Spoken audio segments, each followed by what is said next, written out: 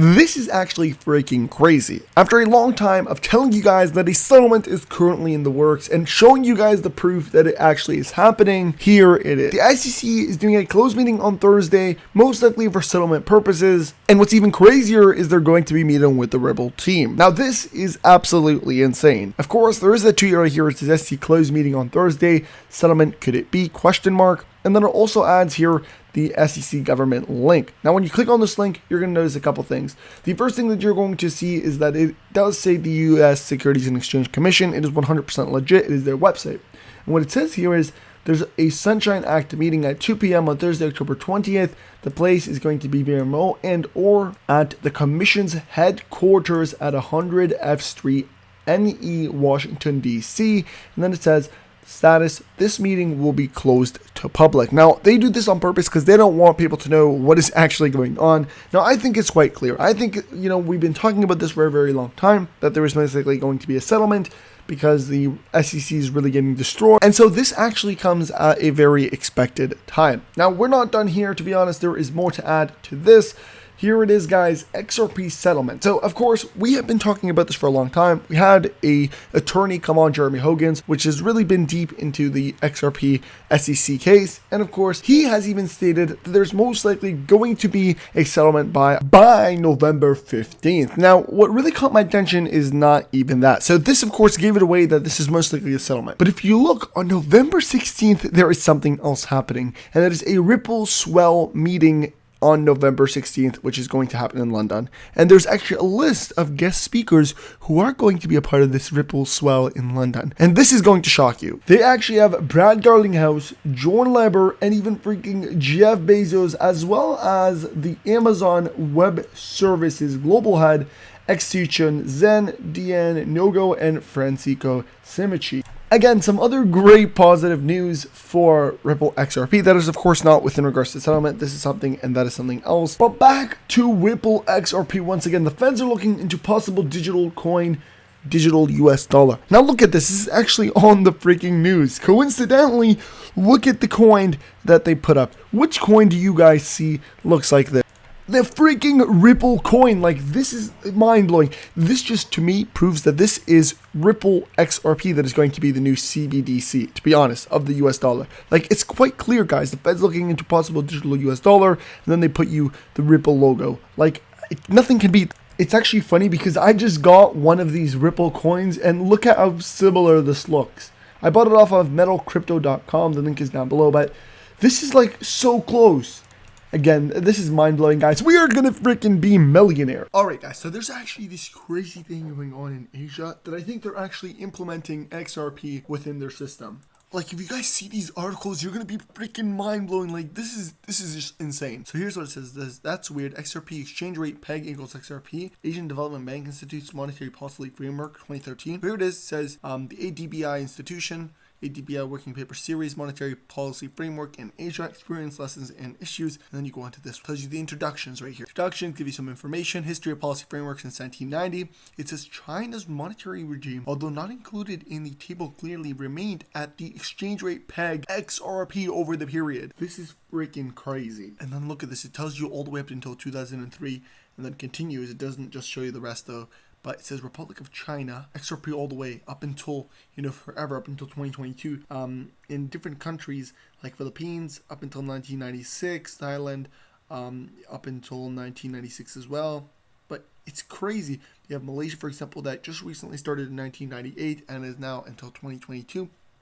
This is just, the fact that this is actually happening, guys, and we are not living in a world where we're really noticing that. We don't know if that happened or not. Another thing, guys, today is just absolutely crazy. We have things back to back to back to back. Blockchain Association filed an amicus brief reporting and supporting Grayscale and its suit against the SEC for rejecting its spot Bitcoin ETP application. And I know this isn't correlated with XRP specific. I have another amicus report that was actually in support of XRP. I'll show you guys this in a second. But the fact that now companies are stepping up to the SEC is really going to get a lot of things on their plate. And I don't think they're going to be handled all of it, to be honest. I think they're going to have a stressful, hard time. They're making a lot of mistakes and people are catching up to it and really using those mistakes again. Here it is, boys! A brand new amicus siding with XRP. This has just been added. Letter motion for Lee to file amicus brief by Philip Goldstein and Investor Choice Advocates Network. I can and exhibit proposed amicus brief. And of course, here's the full link.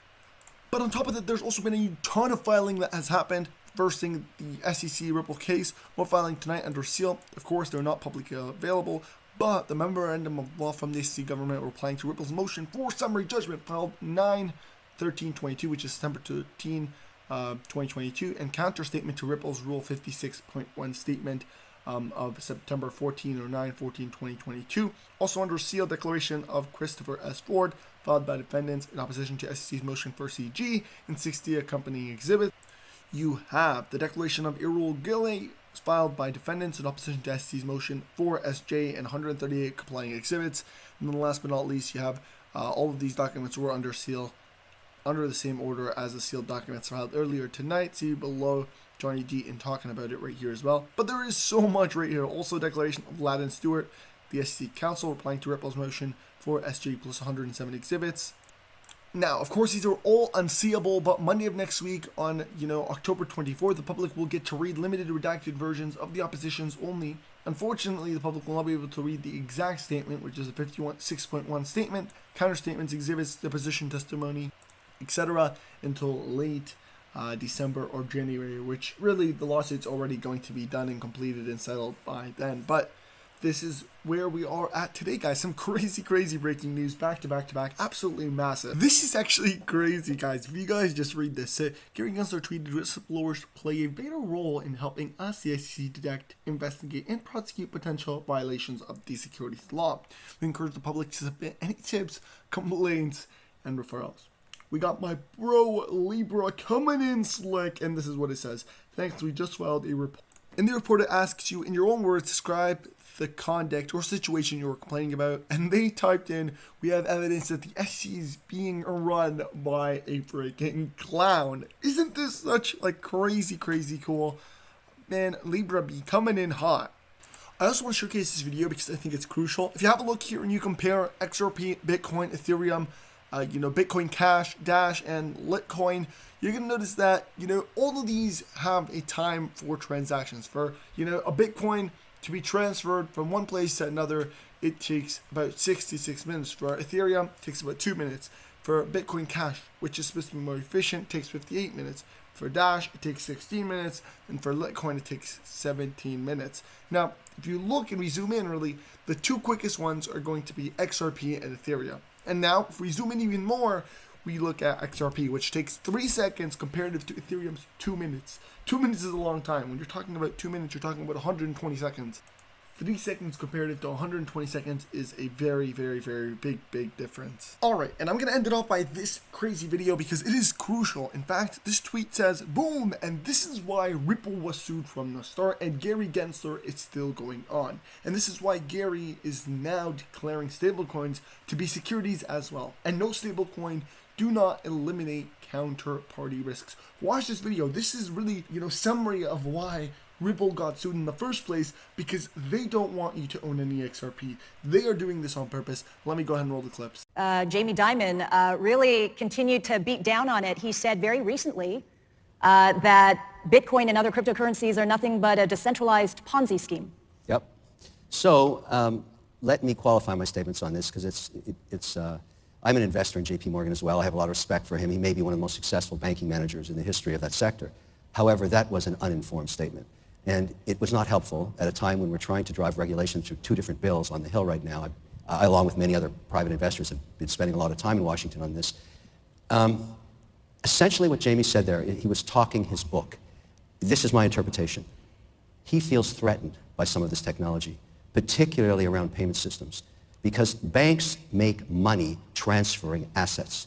It's a cost of friction in the system.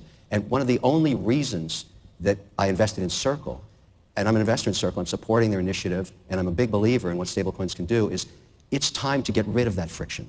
And it's not important that banks be protected so that they can make fees from that friction. When you transfer the US dollar into the Swiss franc to buy Nestle on the Zurich exchange, these banks add 0 value. There's no value created in ACH transfer fees. If we could use a stablecoin that was regulated and approved by both sides of that transaction. It would be more transparent, it would be much faster, it would definitely be more productive, but above all, I would save millions of dollars. And so would everybody else. I can't wait till we can do that, because that kind of innovation should be supported, and it is. And that's why we're all here.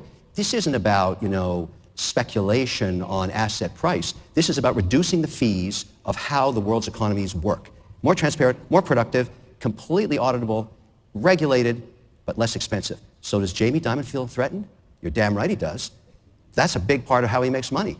Too bad.